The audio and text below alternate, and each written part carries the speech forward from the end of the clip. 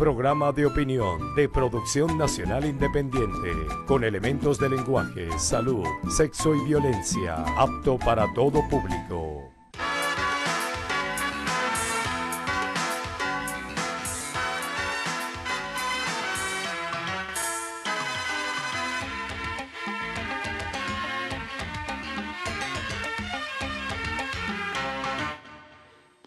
Amigas y amigos, al país, o mejor dicho, a los venezolanos, no se le puede seguir tomando el pelo. Es demasiado lo que expone la clase política cuando no demuestra seriedad, cuando de manera irresponsable desafía a la opinión pública. Como la audiencia de este programa debe suponer, me estoy refiriendo a la forma como se conduce la dirección de los partidos políticos, de los sectores empresariales, de los medios de comunicación y de una institución como la Iglesia Católica. Ante hechos y situaciones importantes, el planteamiento sobre el diálogo, por ejemplo, cuenta con una abrumadora acogida en el seno de la colectividad. Todas las encuestas coinciden en que más del 80% de los consultados se pronuncia en forma tajante a favor del diálogo. Es decir, que los factores claves que manejan la política se sienten en torno a una mesa, no para convertirla en un ring de boxeo o en un agallero, sino para que aborden racionalmente, serenamente, respetuosamente el tratamiento de los problemas que afronta Venezuela.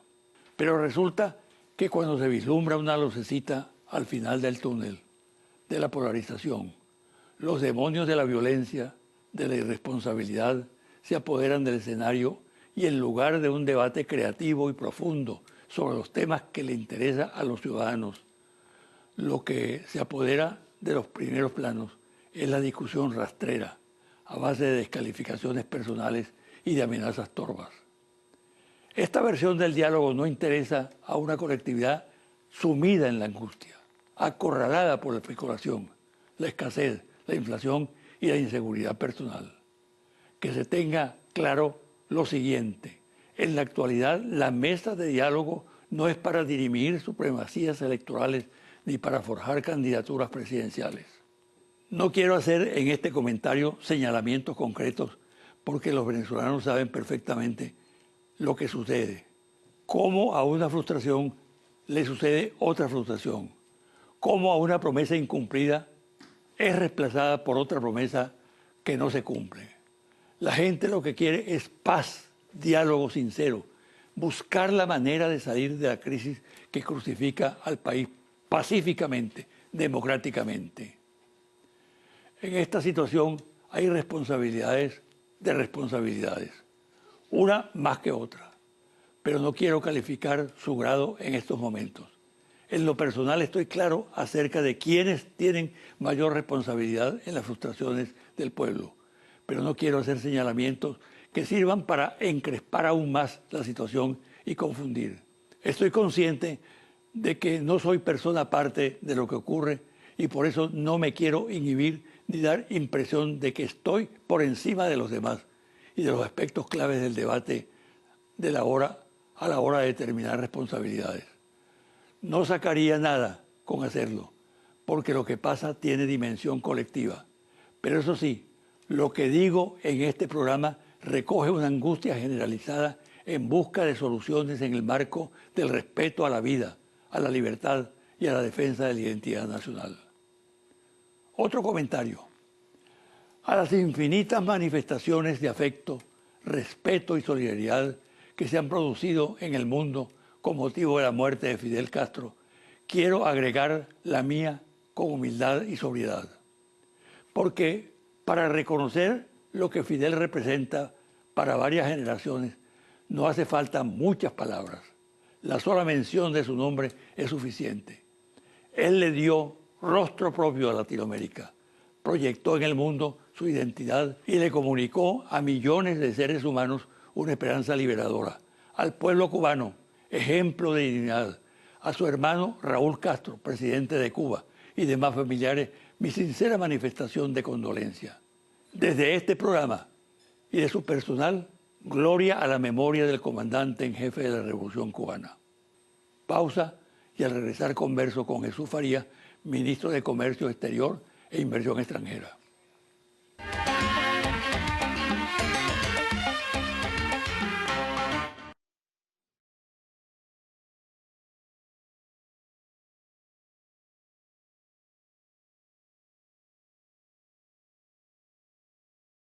Estás viendo José Vicente Hoy.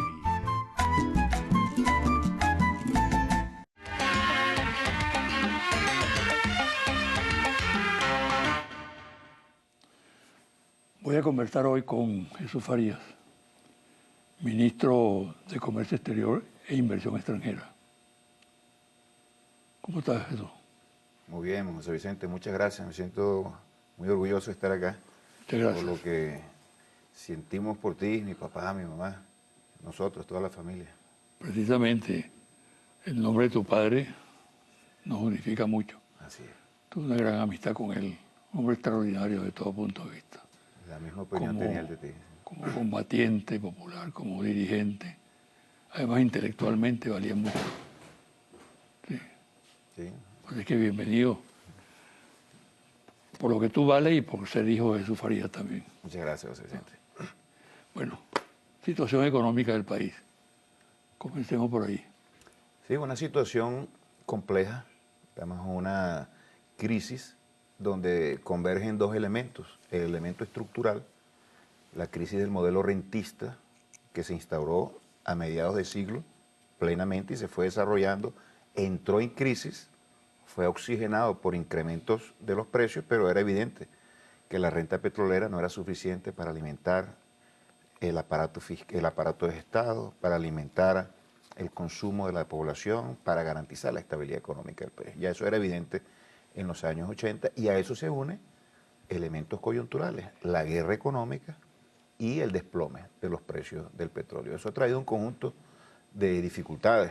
Podemos resumirle en tres: especulación galopante, desabastecimiento importante y contracción del aparato productivo. Yo diría que este año hemos avanzado en la superación de algunos de esos problemas, al menos parcialmente. Dime uno. Dime uno. No, yo creo que uno de los elementos fundamentales es la adopción de las políticas económicas de gran coherencia, donde se revisan precios para que garanticen producción e impidan especulación, una política cambiaria que está sufriendo los impactos de la especulación cambiaria, pero que es producto de una corrección con la agenda económica bolivariana del presidente Nicolás Maduro, una política de subsidio mucho más razonable y mucho más racional en función de que los dineros públicos asistan fundamentalmente a los sectores más desposeídos, más vulnerables, más al margen, menos incluidos dentro del proceso de distribución del ingreso nacional. Esos tres elementos y adicionalmente el anclaje de nuestra política económica con sentido social. Es decir, nosotros nos aferramos al hecho de que la política económica es un instrumento para dar bienestar a la gente. Esas líneas son fundamentales. Hemos corregido Pero lo que hemos tenido que corregir. las tres líneas primeras, sus efectos no se notan todavía. Algunos sí. Yo diría que este es un comentario que fortalece la respuesta que te quiero formular. Nosotros tocamos piso dentro de la caída que veníamos experimentando, agosto, septiembre, y comenzamos a recuperarnos. ¿Por qué? Número uno, hay más importaciones de insumos para la producción, sobre todo para la producción de alimentos, hay más importación de alimentos que durante todo el primer semestre de este año. En los últimos 3 meses, mucho más que durante todo el primer semestre. Superamos los impactos de la crisis eléctrica muy afectados por condiciones climatológicas. Hay un impacto innegable en el diálogo con el sector económico privado, en el marco del Consejo Nacional de Economía Productiva. Hay un nivel de articulación y de confianza. La mesa que encabeza Aristóbulo. De una manera brillante la encabeza el camarada vicepresidente Aristóbulo Isturi. Y hay 2 puntos adicionales que son, uno más reciente, es la recuperación de los precios del petróleo y el histórico acuerdo que se alcanzó en el marco de la OPEP y que ahora van a acompañar países exportadores no OPEP Y un quinto elemento que es el tema político. ¿Qué efecto puede tener eso, ese acuerdo de la OPEP? El efecto, mira, aquí en Venezuela. En Venezuela vamos a tener ingresos que se calculan entre 8.000 y 9.000 millones de dólares adicionales por concepto de divisa. Eso no deja de tener una enorme importancia. Fíjate, para que todos entiendan la dimensión del problema en el que nos encontramos, porque se trata de banalizar en el debate político y los medios privados, banalizar el problema para achacarle toda la responsabilidad al gobierno bolivariano. Nosotros perdimos el 75% de todos los ingresos por concepto de divisa, que en casi su totalidad provenían de las ventas del petróleo en el exterior. Eso pone en una situación de shock, de caos a cualquier nación, menos a una nación como la nuestra, que tenía un acumulado histórico de políticas sociales y tenía mucha fortaleza de otra naturaleza, pero los efectos de la crisis se hacen sentir. Perdimos el 70% de todos los ingresos del Estado, no el presupuesto, sino del Estado. Y ante esa situación, nosotros estamos observando que si los precios del petróleo se recuperan, vamos a poder minimizar uno de los impactos fundamentales, la escasez y la ausencia de divisas para una economía que aún es muy dependiente de las importaciones. Nuestra visión es ir del modelo rentista, como tantas veces se ha dicho, de la dependencia del petróleo, de la dependencia de los ingresos de petroleros, de divisas por concepto de petróleo, de la dependencia de las importaciones, la tecnológica, la financiera, a un modelo productivo que nos dé mucho mayor solidez industrial y sustituya importaciones y simultáneamente a su vez también esté promoviendo las exportaciones. Eso, tener divisas para atender las grandes necesidades de la economía y de la sociedad como un todo, es algo verdaderamente muy importante, más allá de, como lo dijo el presidente Nicolás Maduro, la nueva geopolítica petrolera que se está diseñando con el acercamiento de los países OPEP y los países no OPEP. Y aquí tenemos que destacar el enorme papel que jugó el presidente Nicolás Maduro en el concierto internacional buscando esa constelación que ahora nos va a empezar a favorecer. Tú eres ministro de Comercio Exterior y de Inversión Extranjera y acabas de estar en Montevideo, la reunión de la ADADI. ¿Qué puedes decir al respecto? Sí, fuimos a fortalecer el concepto, el enfoque y los esfuerzos de la integración latinoamericana y caribeña en ese espacio que es históricamente fundamental. Y adicionalmente fuimos a denunciar el ataque y la agresión de lo que se ha definido la Triple Alianza, Paraguay, Argentina y Brasil, 3 países que en el marco del Mercosur se han dado la tarea de boicotear, primero nuestra presidencia pro tempore, y en segundo se han dado la tarea de crear las condiciones para una pretensión de excluirnos de ese esfuerzo y ese esquema. ¿Cómo fue vista la presencia tuya, por ejemplo? Bueno, nosotros denunciamos lo siguiente. En primer lugar, es absolutamente falso de que nosotros no estemos al día con la aprobación de la normativa con la cual nos comprometimos al momento de ingresar en el año 2012. Hemos aprobado el 92% de todas las normas y de todas las figuras que están vinculadas al esquema de la integración. En 4 años aprobamos 5 o 6 veces más de lo que aprobaron los países fundadores en sus primeros 4 años. Recientemente la canciller emitió un comunicado en nombre del gobierno bolivariano donde se aprobaba un elemento clave, que es el Acuerdo de Complementación Económica número 18, que es el que articula toda la política comercial y otros elementos de política económica. Es decir, que eso ya termina de desmantelar ese argumento absolutamente falaz de que nosotros no estábamos en condiciones de presidir y ahora de ser miembros plenos porque no habíamos aprobado la normativa. Hay una normativa fundamental que es de carácter bilateral, por ejemplo, con Paraguay, que rige mientras no se apruebe el que acabamos de aprobar. No lo habíamos podido aprobar porque Paraguay todavía no había dado luz verde para ello. De tal manera que entre medias verdades y falacias absolutamente infames están tratando no solamente de afectar a Venezuela y su participación en el Mercosur, están tratando de destruir al Mercosur. E inicialmente eran ataques de la misma que escuchamos aquí en Venezuela y que escuchamos desde Washington. Violación de los derechos humanos, deficiencias en el desarrollo de la democracia, etcétera. Eso lo tuvieron que dejar a un lado porque por supuesto no resistía al menor peso de las pruebas. En todo caso, nosotros estamos allí siguiendo las instrucciones del presidente Nicolás Maduro, desarrollando la línea de acción integradora defendiendo a los pueblos del Mercosur y defendiendo ese espacio como una expresión de la geopolítica latinoamericana que apunta a la independencia y al desarrollo. Mira, relación de la política con la economía. La oposición tiene un discurso feroz en contra de la actividad económica que desarrolla el gobierno.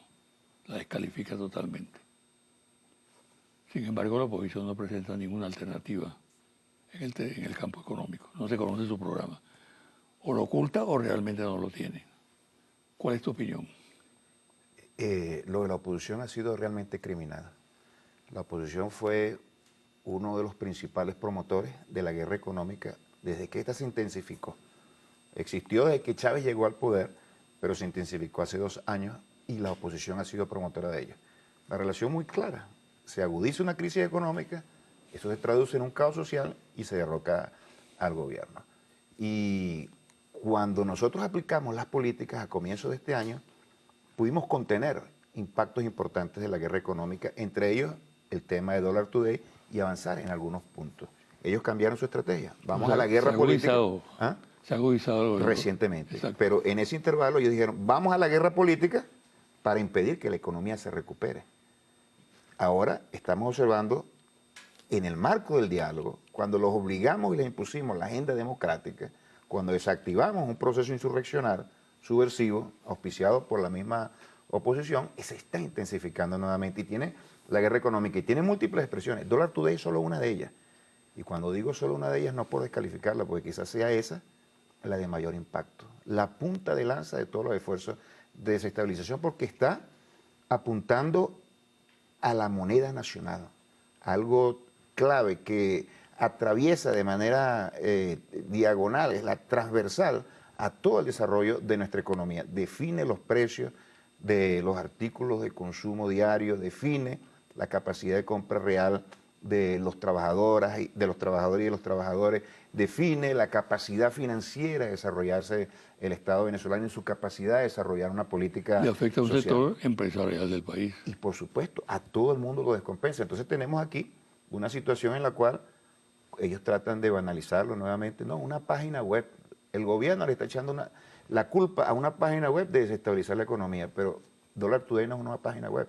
Es un proyecto político orientado a generar una especulación galopante y atroz en el ámbito cambiario para golpear al pueblo. Y golpeando al pueblo, verdaderamente desestabilizar todo el sistema, todos los cimientos de la República Venezolana, y eso nosotros no lo podemos ¿Qué papel permitir. juega en esa situación el dólar Cúcuta? Están estrechamente vinculados, una especie de Cúcuta retroalimentación. y Miami. Exactamente, hay un triángulo allí donde participa Cúcuta, impacta Venezuela y desde Miami se articula toda esta relación. Y aquí de nuevo se teje una relación entre el afán de obtener ganancias absolutas y obscenamente especulativas con el interés y el cálculo político de derrocar a un gobierno. Y la oposición tiene no solamente intereses de naturaleza económica y política, sino que también promueve ese tipo de cosas. Y medios de comunicación privados muy importantes también tienen participación ahí. Es imposible que una página web así desprovista de cualquier tipo de vínculo con grandes poderes fácticos pueda tener ese impacto. ¿Qué está haciendo el gobierno o qué piensa hacer para enfrentar esa situación? Hay una acción que se viene planificando y que va a tener impacto muy importante. Tú recuerdas que Dollar Today estuvo estable en un periodo de 4 meses y medio. Eso fue el resultado de una política cambiaria muy acertada. Y en medio de tantas turbulencias, se tiene que hacer una revisión permanente de las políticas que estamos adoptando para ir ajustándolas y adecuándolas a los nuevos desafíos y a las nuevas condiciones. Eso es lo que está evaluando en estos momentos el presidente Nicolás Maduro, y el martes que viene va a adoptar una decisión en conjunto con los empresarios venezolanos en el marco del Consejo Nacional de Economía Productiva. Pero no es solamente Dollar Today. El ataque feroz que sufrió PDVSA recientemente, cuando tuvo su proceso de renegociación de la deuda que se vencía. Incluso JP Morgan dio a conocer una noticia absolutamente falaz que ellos sabían que no era cierta, que era una supuesta condición de default de PDVSA, porque un banco, Citibank, que se ha ensañado en contra de la República, ahí participó. Yo quisiera hacer una denuncia, José Vicente. Hay banqueros cuyos bancos han servido de articuladores de la República con los centros de pago y los centros financieros internacionales, que han sido citados al Departamento de Tesoro y de una manera coercitiva han abandonado sus funciones. Y eso es muy peligroso porque nos quiere aislar. Pero el Estado venezolano no contempla ninguna medida, por ejemplo, con respecto a Citibank. Hay medidas en contra de JP Morgan, ¿sí? Una denuncia que ya se ha hecho. El Citibank que opera en Venezuela, que sigue operando. El Citibank decidió de una manera abrupta en su momento retirarse de todas las operaciones en Venezuela. Ese tenía el propósito prácticamente de dejarnos en el aire. Afortunadamente nosotros logramos atajar eso y buscamos otros vínculos, pero vemos cómo nos acechan por todos lados. Pero no hay sanción para el Citibank. No sé, en estos momentos, no sé en estos momentos qué medidas se pueden aplicar en relación a eso, pero lo cierto son dos cosas. Número uno, están buscando impactar de una manera muy importante la estabilidad económica del país y la proyección de nuestra economía en los centros financieros internacionales. Un default sería algo desastroso. Estarían incautando y embargándonos todos nuestros bienes fuera del país. Y número dos, la oposición política no solamente se hace eco de esa campaña, sino que también son uno de sus promotores. Hicieron fiesta y comenzaron a difundir la falacia del JP Morgan, en el sentido de que supuestamente PDVSA había entrado en default. Eso lo tenemos que denunciar porque esa situación descalifica de manera absoluta a ese sector de la política venezolana para llevar las riendas de nuestro país. No puede, desde el punto de vista ético, ningún factor de la economía y de la política venezolana atentar en contra de la seguridad, en contra de la paz y en contra de la estabilidad de la nación. Vamos a hacer una pausa, Jesús. Y al regresar, tú sabes que el diálogo se ha convertido en centro de la política. Más del 80% de los venezolanos es partidario del diálogo. En este contexto, ¿qué situación se plantea con respecto a la economía? La economía en el marco del diálogo. ¿Qué puede aportarse? ¿Qué orientaciones se pueden dar? Lo tratamos de regresar de la pausa. Muy bien. Okay.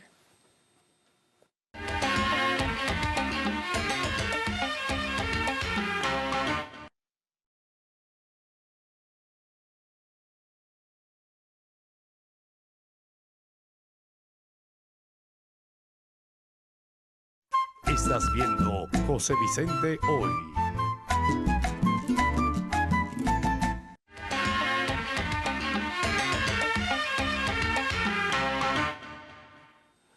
Jesús, el diálogo y la crisis económica. ¿Qué papel puede cumplir el diálogo en esta situación? El diálogo juega un papel fundamental para la estabilidad del país y en lo económico en particular. En el documento que suscribieron ambas partes, el gobierno revolucionario y la MUT, a fuerza del chavismo y la MUT, ahí se planteó de una manera clara que el diálogo debía conducir a defender a Venezuela y de manera textual se habló de defenderla frente a las agresiones, al boicot y a los ataques en general. Eso de por sí revela la aceptación por parte de la oposición de que hay un proceso desestabilizado, deliberado en contra de nuestra economía. Y plantea la necesidad de que solo con la unificación de todas las fuerzas nacionales se puede acelerar la corrección y el correctivo que se tiene que aplicar contra todos estos países. Yo pondría varios ejemplos. Pero necesitamos una oposición de buena fe. Exactamente, y con esta oposición ya eso iba a llegar yo.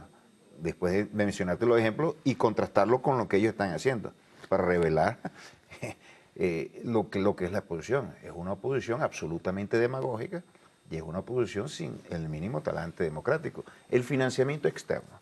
Nosotros estamos requiriendo financiarnos externamente para cubrir el boquete que nos dejó la caída de los precios del petróleo. Y hemos hecho, bueno, una actividad muy intensa. ¿Qué hace la oposición? Genera señales que impactan negativamente en los grandes centros financieros. Dicen que no van a aceptar ninguna inversión extranjera en nuestro país porque la Asamblea Nacional lo va a desconocer a partir del momento en el cual caiga el régimen, palabras textuales de ellos.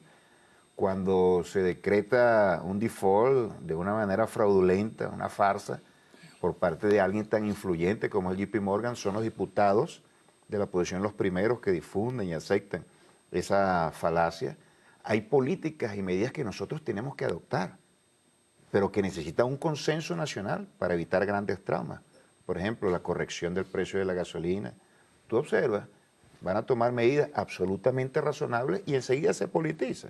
Con el cálculo ese obsceno del poder, el tema de la especulación. Hay especuladores que azotan a los consumidores y los trabajadores venezolanos. El gobierno actúa y salen fundamentalmente ellos a decir que nosotros estamos atentando en contra de la propiedad privada y no dicen realmente que utilizan la propiedad privada como un instrumento de expoliación de nuestro pueblo. Entonces ahí necesitamos que la sensatez se imponga y dentro de la agenda política de la oposición se incorpore también su compromiso con las grandes tareas de la República. ¿Cuáles son los roles que se le asignan a una oposición? Bueno, obviamente ellos buscarán la forma de construir su mayoría, pero ellos también tienen que servir de contrapeso para garantizar un balance.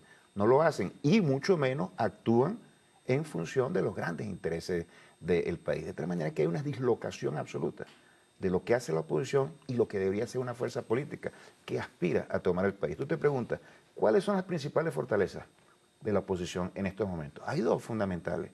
Cabalgar sobre una guerra económica que ellos mismos están fomentando. Imagínate, la destrucción del país es lo que ven ellos como un mecanismo de alimentación desde el punto de vista electoral. Y, número dos, el apoyo del imperialismo yanqui, el apoyo de los poderes fácticos mundiales. Una fuerza así está legitimada para asumir el poder en Venezuela. Es un verdadero desastre, una aventura para el país. Ahora, fíjate, te voy a hacer una pregunta que yo se le he formulado a muchas personas, incluso en la calle, ¿no? ¿Cuáles son los principales desafíos en materia económica para el gobierno del presidente Maduro, gobierno del cual tú formas parte? La mayor parte me dice que los mayores desafíos es el desabastecimiento, la inflación, que se traduce en elevación en medida del costo de los productos de primera necesidad y esas colas con esos estantes vacíos, que pasa el tiempo, que el gobierno no anuncia medidas y que la situación sigue en los mismos términos. Sí. ¿Qué dice Jesús Farías al respecto? Yo coincido. Yo te decía anteriormente, José Vicente, que teníamos tres grandes problemas, o que la crisis se manifestaba en tres grandes problemas cotidianos, tangibles, muy inmediatos a la población y al desempeño de la economía. El desabastecimiento, la especulación y el desempeño del aparato productivo, que se venía contrayendo por 3 años de manera consecutiva. Yo diría que para solucionar esa situación, el primer objetivo es reactivar el aparato productivo, garantizar que este comience a crecer. ¿Hay indicios?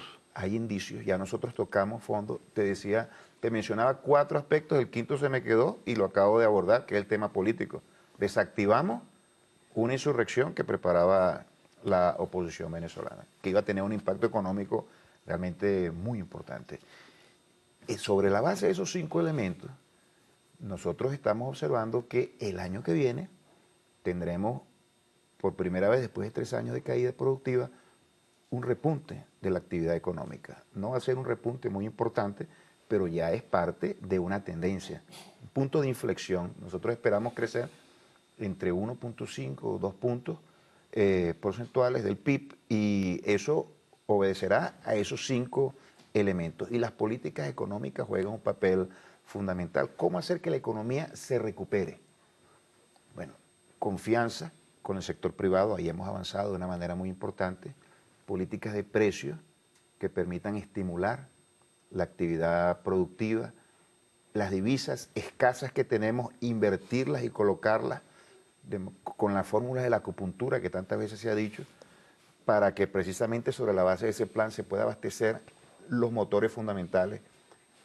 También están los 15 motores del presidente Nicolás Maduro, en el cual él ha puesto tanto empeño y tanta dedicación, ellos están desplegados y estas políticas económicas son su combustible para que se terminen de desarrollar de una manera plena y el año que viene sea el año de la recuperación económica, aunque sea leve, y de la estabilización de indicadores tan importantes como los precios, que es la inflación, es la especulación. Con esos dos elementos, el problema del abastecimiento quedará resuelto de manera progresiva, porque eso frenará el contrabando de extracción, producto de tantas distorsiones, con los esfuerzos que se está haciendo en la gran misión abastecimiento soberano y a su vez con el incremento de la producción y la mayor capacidad importadora que tendremos como resultado de los mayores precios del petróleo. Pero el presidente Nicolás Maduro está enfocado de una manera perfecta en función de los grandes problemas del país, donde la economía aparece en el primer punto y la solución de esa economía, por supuesto que será la clave para terminar de estabilizar a la sociedad venezolana. Tú eres ministro para la inversión extranjera. ¿Qué perspectivas hay en ese sentido? Nosotros ¿Hay ambiente para que un inversionista invierta en Venezuela? sí, nosotros hemos venido haciendo algunos recorridos en algunas economías que tienen relaciones históricas y que tienen relevancia en el desempeño global de la economía. Y hay un choque de factores. Por una parte, hay una campaña mediática feroz en contra de nuestro país. Aquí se habla de crisis humanitaria, aquí se habla de guerra civil, de una dictadura oprobiosa, y eso es lo que uno escucha allá por parte de empresarios en Europa, en otros países latinoamericanos, y es una realidad absolutamente torcida.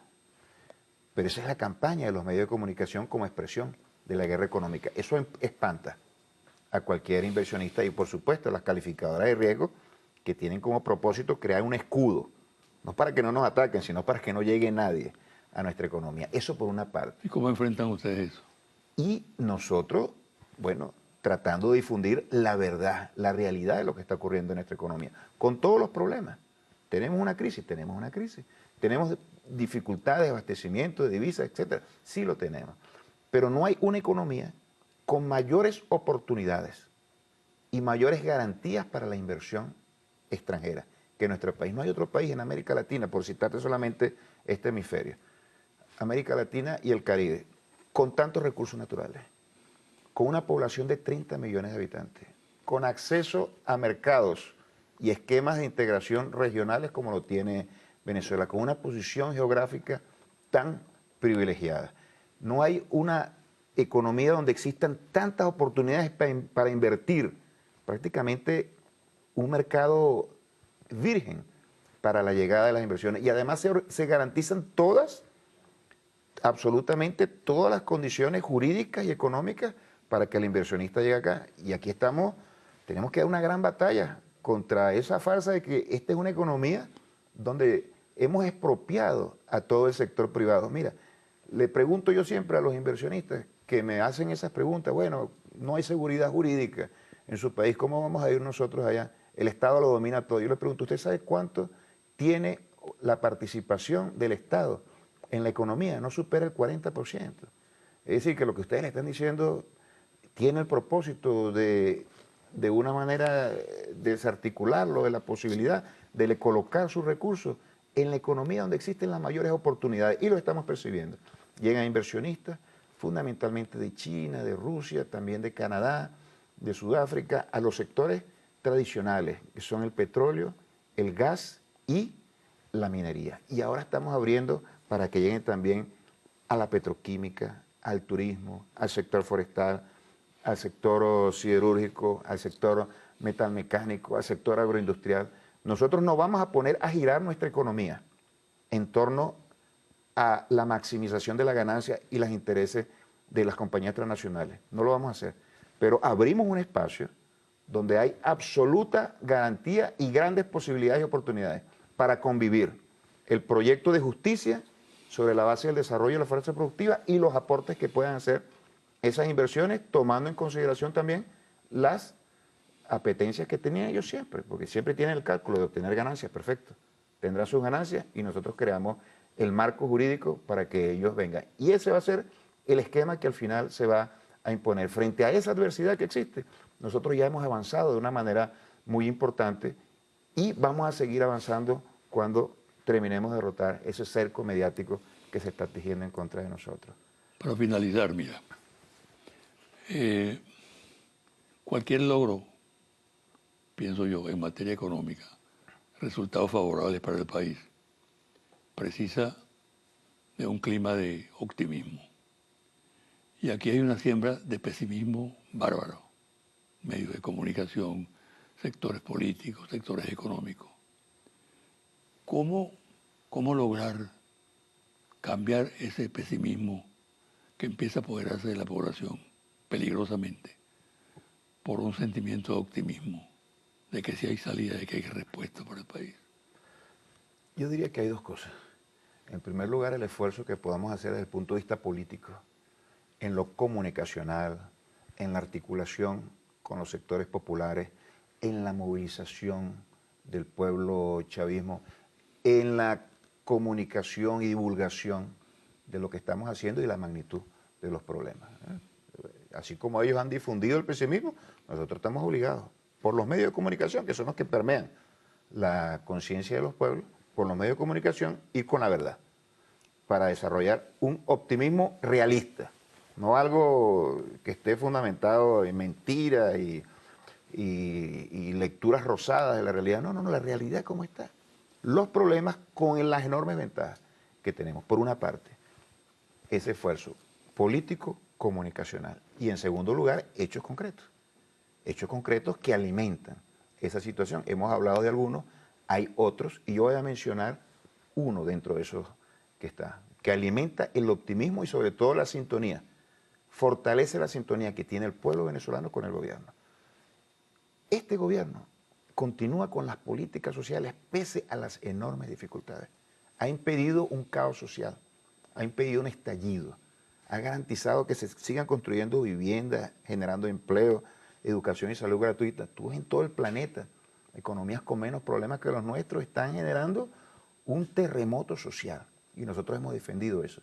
El pueblo debe saber valorar esto para asumir con optimismo el futuro, que está vinculado a la continuidad del gobierno del presidente Nicolás Maduro, el único que puede garantizar la convivencia en paz y de manera democrática. ¿Qué haría la derecha gobernando este país? No lo dicen abiertamente, pero entre pinzas se puede extraer de cada uno de sus discursos, y no lo dicen abiertamente porque tiene un costo político colosal. En primer lugar, privatización masiva de empresas que se traduce inmediatamente en desocupación. Hemos defendido el empleo en este país. Pese a la crisis, 7% de desempleo. Segundo lugar, el desmantelamiento del sistema de seguridad social, incluyendo los 3 millones de pensionados y todas las políticas sociales que desarrolla el gobierno. En tercer lugar, la destrucción del Estado Nacional y la entrega de nuestra soberanía a las grandes corporaciones transnacionales. Es el saqueo. Eso lo tiene que entender el pueblo. Nosotros venimos de ese pasado. Lo que está ocurriendo en Brasil y en Argentina. Lo que está ocurriendo en Brasil. En ese espejo nos tendríamos que ver en el supuesto negado de una oposición triunfante en la batalla política. Pero nosotros confiamos en el pueblo y la reacción del pueblo ha sido altamente satisfactoria. Ha superado las mayores expectativas, las más optimistas nuestras, cuando llamamos el pueblo a la calle. Yo creo que eso ha sido una lección política para toda la dirección nuestra, realmente con la ternura y con el amor hacia el comandante Chávez. Nos han subestimado y hemos logrado una nueva victoria política, José Vicente. Muchas gracias. Muchas gracias a ti de nuevo, José Vicente. Mucha suerte. Un gran orgullo para mí. Me saluda a tu madre. ¿Cómo no? Tanto Anita como yo la apreciamos muchísimo. Igualmente, tú sabes que el afecto es mutuo. Un placer, pues. Una pausa y al regresar los confidenciales.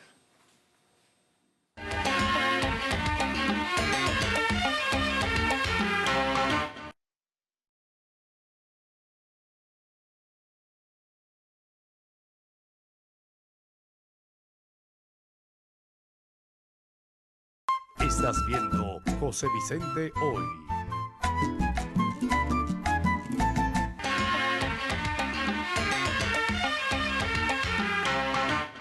Y ahora, los confidenciales.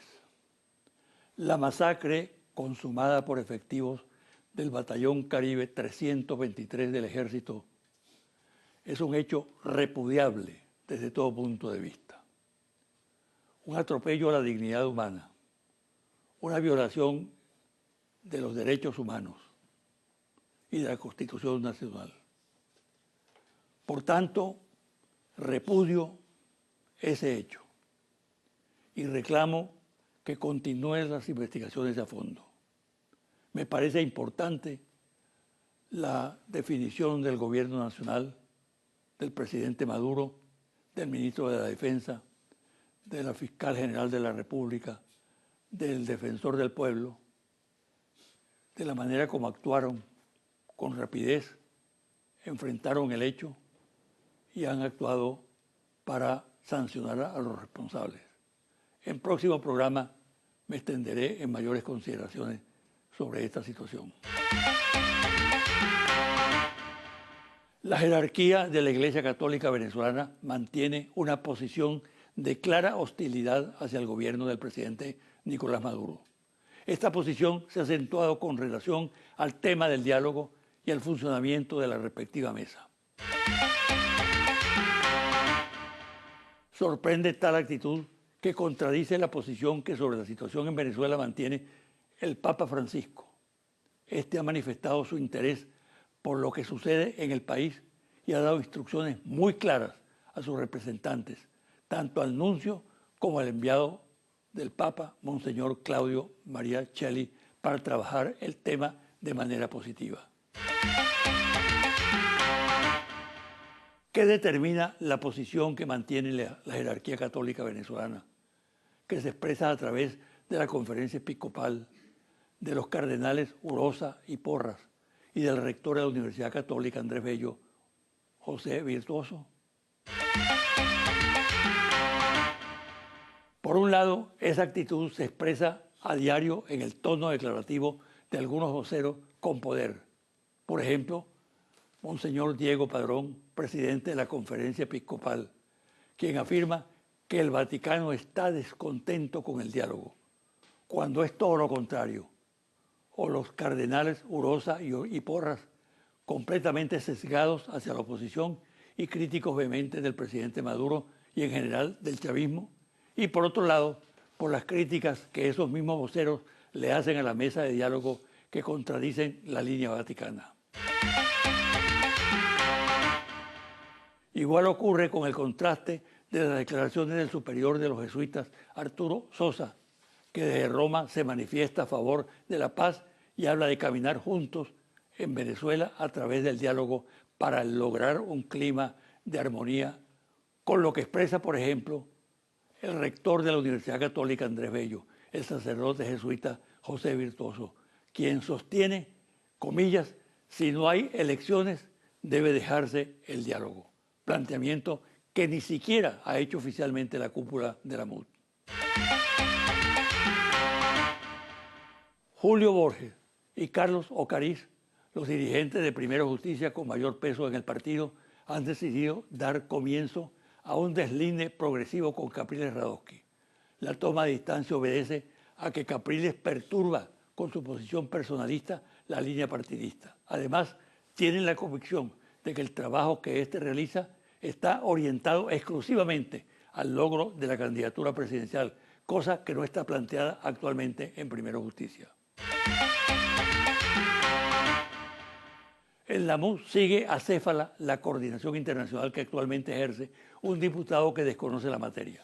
Su titular, Timoteo Zambrano, fue destituido por expresar su diferencia con la política de la cúpula de la MUD en el caso de Venezuela en el Mercosur.